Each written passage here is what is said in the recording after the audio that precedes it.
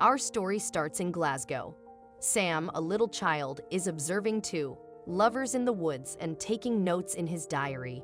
He puts on some makeup and zip lines down from his treehouse, surprising them. When he lands close, the two scurry away. Enraged, Sam returns to his treehouse and secures his possessions. His mother is shown in a large painting on his wall. Sam then heads to a cabin near the loch where he meets up with his sister Lucy, who is getting ready to leave for university. They're having supper with their father Julius and stepmother Verd that night. Verd is not a favorite of Sam's. Julius has requested her to assist him in running his business. It's revealed that she'd been asked before, just before Sam's mother died, but had declined. He's agreed. This time we learn that Sam enjoys spying on people who are unaware that he's watching them. Before returning to his treehouse, he watches his father and Verity play the piano together, before looking at the photo and saying goodnight to his mother. Lucy gets in her car and drives away. The next day, she calls out to her brother to say goodbye, but he's too late and she's already gone. Sam learns at lunch that his father and stepmother are discussing his future plans. He smugly assures them that he intends to stay right here. That night, he notices Verity conversing with Julius.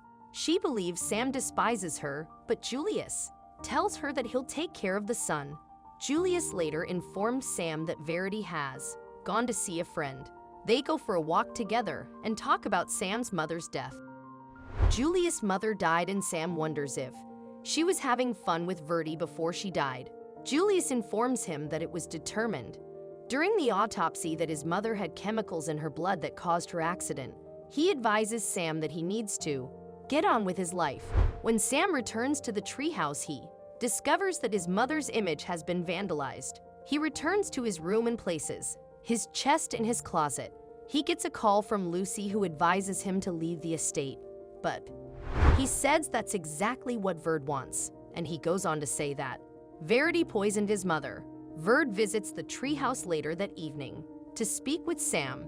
Despite his protests, she admits to having seen excerpts from his diary. He accuses her of murdering his mother, but in a fit of rage, they passionately roll around on the floor together. She then stands up calmly and informs him that until he leaves, she will divulge what she read in his diary to his father. Sam travels to Edinburgh by train. Although he's cash-strapped on his first night, he manages to find a place to sleep. As he looks down, he notices a woman named Kate who resembles his mother, so he follows her into a hotel, where she works because Kate is the HR manager. He approaches her and asks for a job. She appears to be taken with him and offers him a position as a kitchen porter. She introduces them to Raymond, who has been doing this work for many years. Sam follows Kate to a bar after work and stands by the window as she exits with a man. He follows them to her house before returning to the hotel and sleeping in a covered store. Raymond demonstrates the ropes to Sam, but he's still busy keeping an eye on Kate at the gym. When Sam breaks into Kate's flat, he notes that she has a good view of the hotel's clock tower. He checks about her flat and through her personal belongings.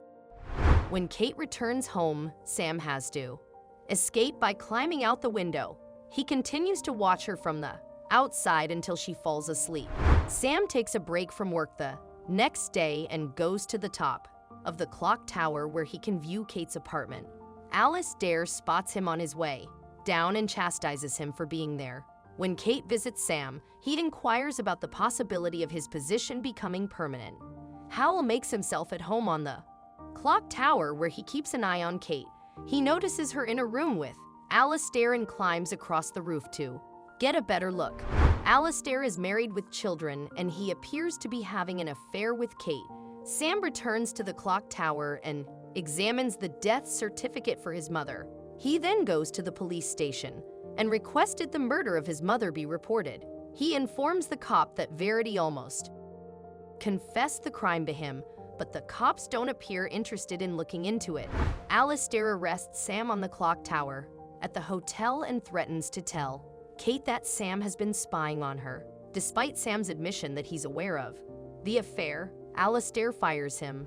Sam gets Alistair's address after breaking into a filing cabinet.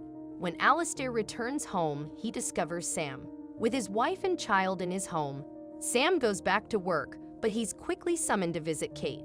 She offers him the position of porter.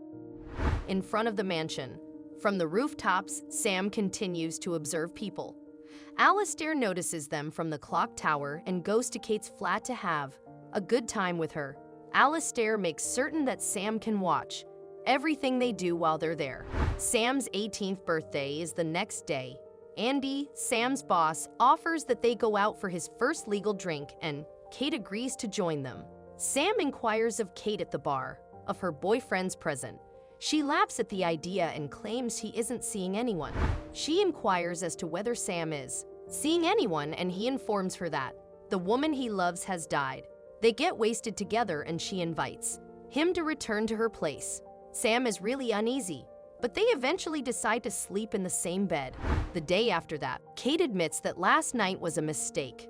Later, Sam is summoned to room 405 to retrieve some bags. Inside, he meets Kate, who is eager to speak with them. They become close and establish a romantic relationship. Samura turns to work and is in a great mood. He later sees Kate and Alistair speaking there and follows her home after work. Alistair is waiting for her and she makes an attempt to end their relationship. He becomes enraged and begins to attack Kate. Alistair reveals that Sam basically lives on the roof and enjoys watching from afar. Alistair is ejected from the flat and she demands to know how long this has been going on. Sam reveals that she reminds him of his mother and he begins following her. She instructs him to leave her alone and to get out of there. He's no longer employed. Sam returns to the clock tower to gather his belongings. He stands there watching Kate cover her windows. Sam explores the city but waits for her to return home that evening. Outside her apartment, she inquires as to what he desires and he requests the return of his work.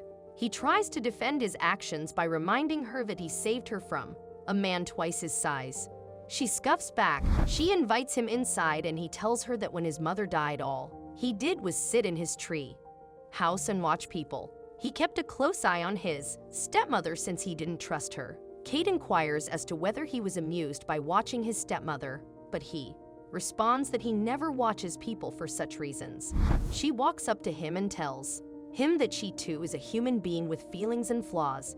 She goes on to say that if she resembles his mother, it's purely coincidental. He inquires whether there's anything he can do to make amends, to which she responds that there probably isn't, but that he should return to work the next morning.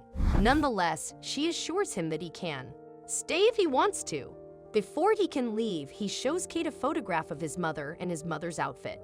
She inquires as to whether their resemblance is the sole basis for his interest in her, but he denies it. He expresses his need for his mother, and Kate offers to put on her clothes. Sam begins to cry as she enters the room wearing the gown. As Sam sobs on Kate's shoulder, Kate consoles him and the two spend the night together once more. He takes her out onto the roof the next morning and they spy on people together before descending down to the street. Sam is in a wonderful mood as they walk to work together. Andy abruptly informs him that his folks are waiting for him upstairs. He walks in to find Verity waiting for him, who informs him that the cops have been contacted. Kate enters the room and greets everyone on crutches. Julius appears. Verity escorts Kate away from Julius so that he can speak with his son. He confesses to Sam that he made a pass at Verity and that he forgives him. Sam objects, but Verity intervenes and informs him that his father has something to say to him. Julius sits down and tells him that they want to develop on the area around the lock, but his mother's will requires him to consult Sam first.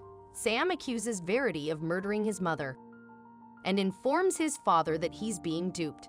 He storms off and Verity chases after him, trying to explain what's going on. She accuses him of treating her as if she were a gold digger from the start and inquires about Kate. Does it appear that he's having a good time with his mother? Sam becomes enraged and returns to Glasgow, where he assaults Verity, ties her up, and puts her into the lock where she drowns. After some time, he changes his mind and takes her from the water, reviving her as she stumbles back to the house. He apologizes for his mistake. Julius appears, hobbling across the room to speak with his son. He acknowledges that he did nothing to stop Sam's mother from going out into the loch. He overheard her taking medication and decided to let her go, but she had the last say. Sam ultimately learns that his rage is a result of his mother's abandonment.